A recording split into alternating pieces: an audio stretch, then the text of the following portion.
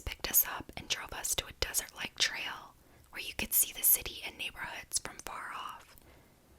I already felt a little uneasy, but I hadn't promised anything. I was just along for the ride. We started climbing higher up the trail. At some point, Emily and her date walked ahead, turning a corner, and disappeared down the hill. That left me alone with him. The second they were out of sight, I felt his arm wrap around me. Something pressed against my neck. I looked down and realized it was a pocket knife. I let out a nervous laugh, probably pure shock, and he actually grinned and said, "You laughed. You're my kind of girl." Then he slipped the knife back into his pocket and kept his arm around me like nothing happened.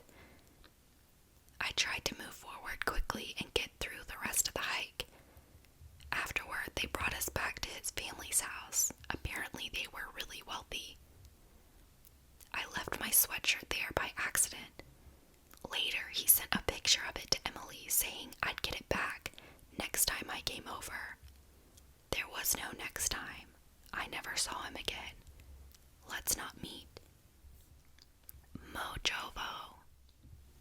Is this man dangerous and a potential stalker, or am I overthinking? Help.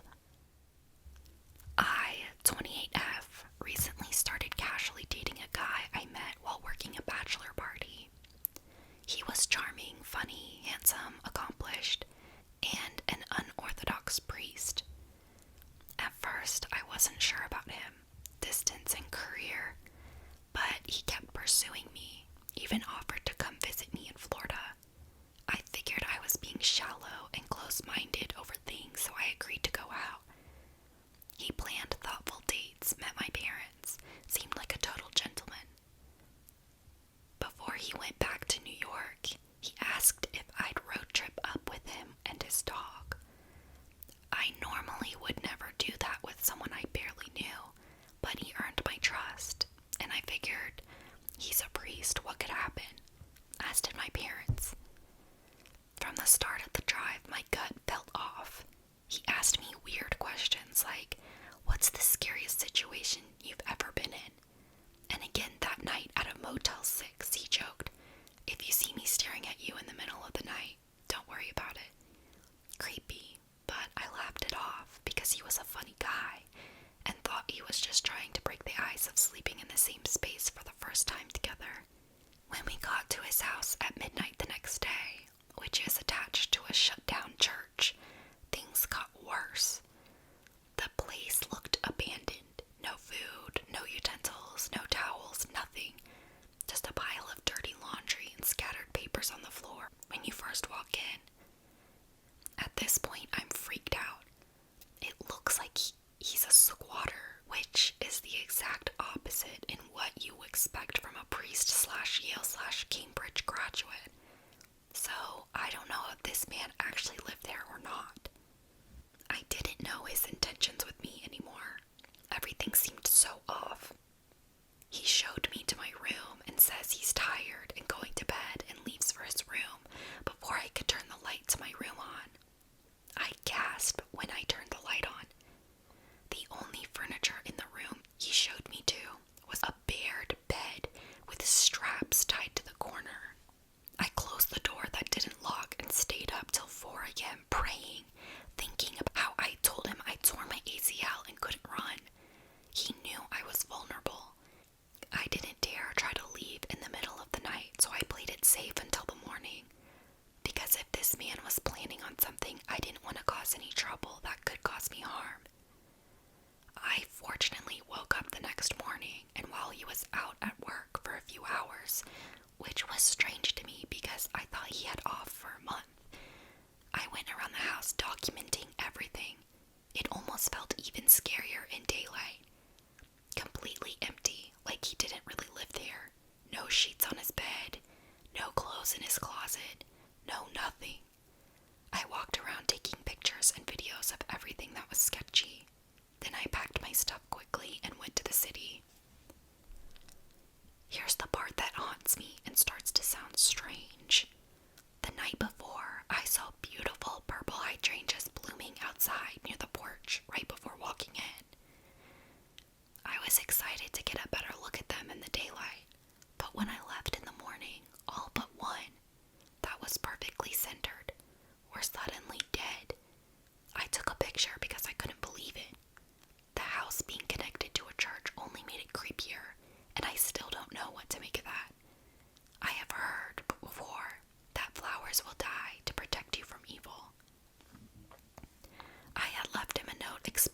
why this won't work before he got home, and he ended up not seeing my note. Walked right over it on the stairs, which is insane to me because I placed it the center, purposely where someone would step, and had to awkwardly text him that I will not be continuing this. All he did was give a thumbs up, never tried to explain himself. I can't tell if he took it really well or is now secretly plotting on me. Now I'm back in Florida, but he knows where I live from picking me up on a date, which again would normally never do, but I let my guard down all because he's a priest. Knows I can't run, knows I'm all alone these next few weeks, and he's off work for a month. I keep replaying everything in my head, the bed with straps, the missing knife from the drawer. My friend noticed that in my video. The way he argued with me over nothing in the car and wasn't sorry, his creepy comments, the fact he wanted to take me hiking, knowing that I have a torn ACL, by the way, and also the fact he was just super persistent with me even after I curved him the first times. Just everything seemed so off now that I am able to really take a step back and look. I don't know if I narrowly avoided something sinister or if I'm overthinking. I don't know if I was intentionally targeted by some psychopath, but I can't shake the fear, and I worry about other women he might charm the same way. User No Independent 9487. Strange encounter in the woods. This happened today and I just can't get it out of my head, which is why I decided to share this to you guys. By the way, please excuse mistakes in my grammar. English is not my first language. I'm currently visiting my grandma, and she lives in a small town with just a couple hundred people in it. I do small hikes daily here. We used to do them together, but because of the sunny weather today, she decided to stay home. Everything was going as usual, and I decided to do a small hike along this little path through the woods that my grandma had recommended to me. I also like to use these short moments of alone time to smoke a little, you know what, while enjoying the landscape, so I did smoke a little. After about 1.5 hours of walking, something happened. I saw a man about 60 meters away from me walking in my direction. Note, this is not a very popular hiking trail, so it is actually quite rare to see somebody else, especially with these weather conditions. Everything still seemed normal at this point. As he came closer, I noticed him really staring at me as I awkwardly broke and re-entered eye contact. The closer he came, the more tense I felt. I have to add, I'm a man and can definitely defend myself, and I met a few other people on this path before where everything was and felt completely normal. This one was different. As I walked past him, I noticed a strange grin on his face. He had really bad teeth and was quite tall, and he walked in a way that really unsettled me. It was kind of awkward, and I decided to break the silence and said, "Hello." He didn't answer right away, but I could hear a very silent mumbling as he passed me. I don't really know how to describe this, but I felt like something was just off about him. I could just tell. I felt him looking at me after we were about 10 meters away from each other, so I turned around, and I absolutely caught him staring at me and not even walking, just standing there. He quickly turned around as if he didn't want me to notice that he was still watching. Remember, I smoked a J about 20 minutes earlier, so this all really freaked me out. I tried to put it aside as paranoia from the weed. After about 20 minutes of following the trail, I noticed that I am walking into a dead end because I previously took a wrong turn, so I had to turn around, the exact way that strange man from earlier went. I decided to pull myself together and distract myself with some music as I headed back, but I just couldn't get that previous encounter and the fact that I had to go in his direction again out of my head. I kept walking for about 40 minutes. At this point, I thought to myself that the chances of meeting him again were slim and that I should just focus on getting home, as I began feeling very tired from the constant sun. I also had this thought: no one would ever find me here, which is a very scary concept in my opinion. I was making progress, but then I saw someone sitting on a small bench right next to the path. It was him. I felt like I was in a goddamn horror show. Thoughts rushed through my head. Did he wait for me?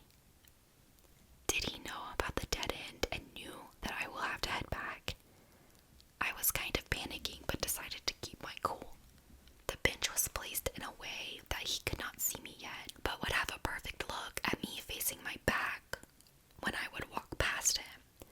As I came closer, my heart began to beat in a way it didn't in years. The kind like you just ran a marathon and came through the finish line. I was freaking out.